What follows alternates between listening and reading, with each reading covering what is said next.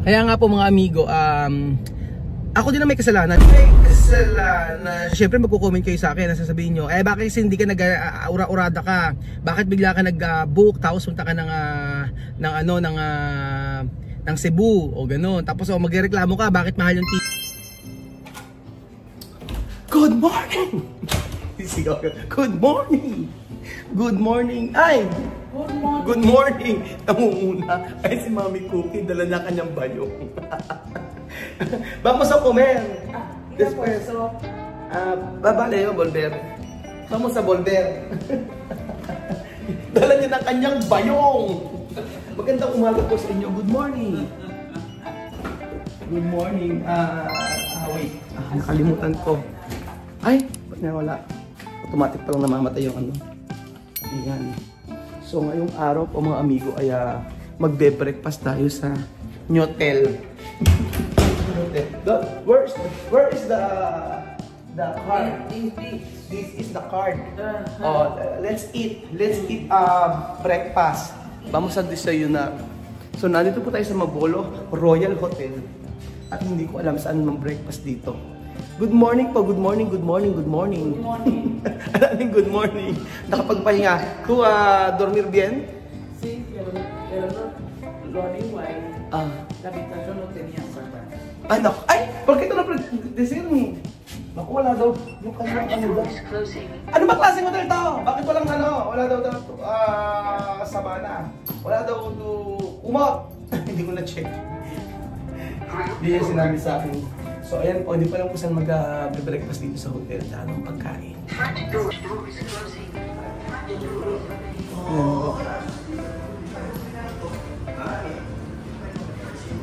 Ayan sila kuya. Ang breakfast pala mga amigo ay sa 8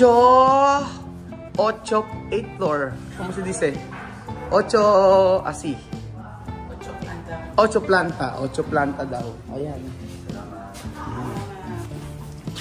So 8 floor daw ang breakfast. 8 floor tayo.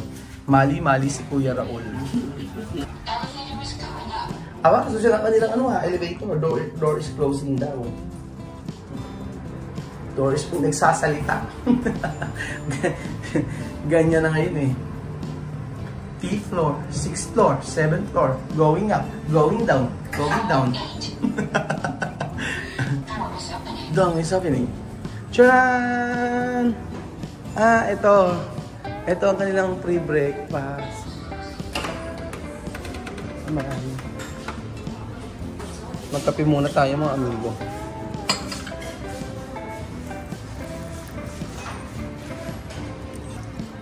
Ang bango ng kape nila, brewed coffee.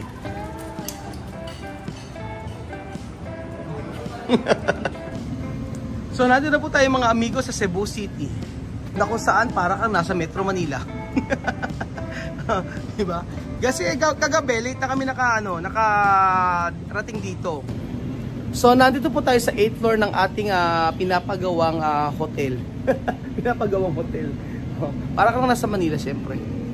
Asa si Mami Cookie ay nagkakapi na po mga amigo. So, ngayong araw ay tayo, city tour. City tour tayo at ang ganda. Ang ganda. Ang ganda. Ang ganda. OA. Masyadong OA. Ayun, wait nyo po kami mga amigo. Kami kakain muna at after nyan, ililibot namin kayo, ipapasyal namin kayo dito sa may Cebu. Tortilla con panes. Sí, y no voy a comer pan. Hindi rin niya kakain tinapay. Solo o kape y tortilla. Tapos na pa rin kumain mga amigo. Ang breakfast pala nila ito o-orderin. Hindi pala buffet ang breakfast nila. So, hindi naman kinain Mami ko kaya tinapay. Kinain lang niya ay itlog. Okay na rin, mamaya na kami kakain. Hindi naman malakas kumain kasi ito. Ay!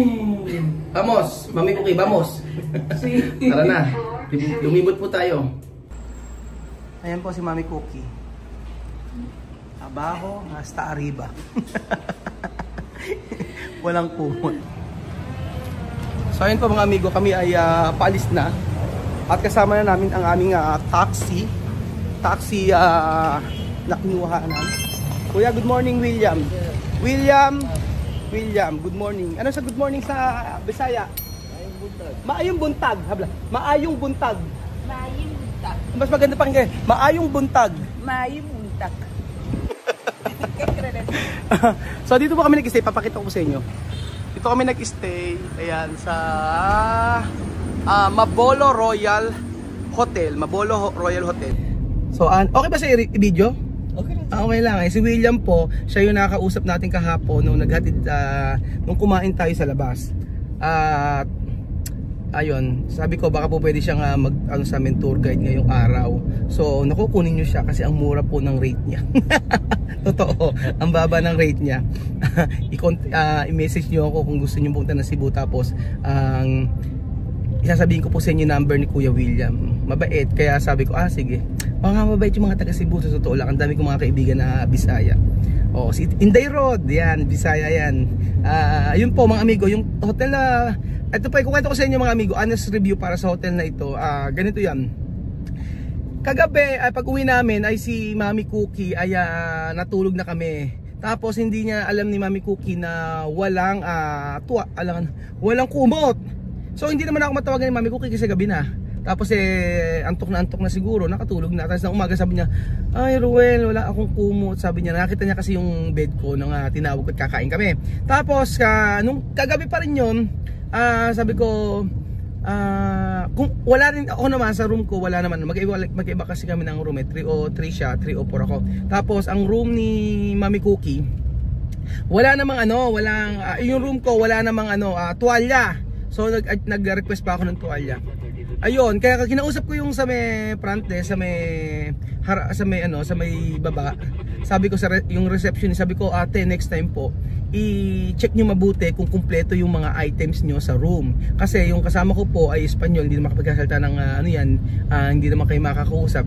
Walang kumot, sabi ko gano'n sa kanya. Pero tinanong ko sa mami ko kung nakatulog mabuti. Hindi nakatulog mabuti. Daw. Tapos ako naman, wala nang tuwalya yun sa akin. So, yung hotel na pinagpuntahan namin ay nirekomenda siya nung taxi driver na nasa airport. So sabi ko, sige, doon na lang tayo. Okay naman na, mukha nang nasa harapan, mukha naman okay. Pero yun, nakausap ko si ate, nagsusorry naman siya. Pero hindi yun, hindi okay yun. Kasi inalog si Yoy Cookie. Ang dami kong kunta, pero okay lang, good vibes tayo mga amigo. At sinabi ko sa inyo, yung hotel na pinag-check-inan. Ganun po mga amigo. So ngayong araw, saan tayo pumunta Kuya William? Plaza Independencia, sir. Plaza? Independencia. Plaza Independencia. Independencia. Plaza, sa plaza na lang po tayo pupunta. Sa plaza tayo. Mami Cookie, Aura, vamos sa Plaza. Plaza Independencia. Mas magaling si Mami Cookie. Maayong buntag. Ano ba? Maayong buntag. Maayong buntag. Maayong buntag. Maayong buntag. Good morning. Maayong buntag significa good morning. Esto sitio como Combe. Otro sitio como yo Pang, así. Diferente. Esto sitio diferente lenguaje. Así. Ayun. Doon, i-explain ko kay Mami Cookie. Yung lugar na to ako ay iba ang language. At yung language sa halimbawa, ito ay Combe. Yung sa may kabila naman, kagaya namin na Pang. Ahora tú sabes, no? Sí. Todo hablar una lenguaje aquí. Se llama Bisaya. Habla Bisaya. Bisaya. Maayong buntag. Maayong buntag. Parang mas social pa. Pag si Mami Cookie talaga social no? Kaya nga po mga amigo, ako din na may kasalanan. Syempre magko-comment kayo sa akin, sasabihin nyo, bakit hindi ka nag-ura-urada ka? Bakit bigla ka nag-book tapos punta ka ng Cebu o gano'n. Tapos magreklamo ka, bakit mahal yung ticket? O bakit ang ticket nyo 20,000? Ganon. Hindi ako nagreklamo mga amigo. Sinishare ko po sa inyo experience namin para next time, planuhin mabuti. Pero sabi ko nga po, ganun talaga ugali ni Kuya Raul na dapat kong baguhin sa aking sarili na hindi ako talaga maplano. Kahit alam niyo po yan nila Belgian yan. So minsan po, sabi natin pupunta tayo sa ganun, pero kinabukasan mababago. So, depende po sa mood ni Kuya Raul. Ano ba ang tawag doon? Ano, may sakit ba ako? May sakit ba ako? Kuya, ano bang ano, pagka good morning, maayong buntag. Pag good afternoon, Mayong uto. maayong buntad, maayong ugto. Gabi, Mayong gabi. maayong gabi. O gabi, gay lang yun. Maayong buntad, good morning. Mami Cookie, maayong buntad. Ayong punta. Maayong buntad, signifika good morning. Buenos dias. Maayong ugto, buenas tardes. Y ahora en Manila, ¿cómo lo decís? Manila, Sí. magandang umaga. Ala. Después, la tarde, magandang tanghali. Oh, Diferente, no? sí. Maayong ugto, no? Uto. Udto. Uto. Udto. Maayong udto. Parang uto. parang may salita. Maayong ugto, magandang umaga. Buenas tardes. Ay, parang mag-aaral tayo dito habla. Magandang umaga. Magandang umaga. Magandang udaga. Umaga. Magandang umaga. Magandang umaga. Magandang tanghali. Magandang agali. Magandang gabi.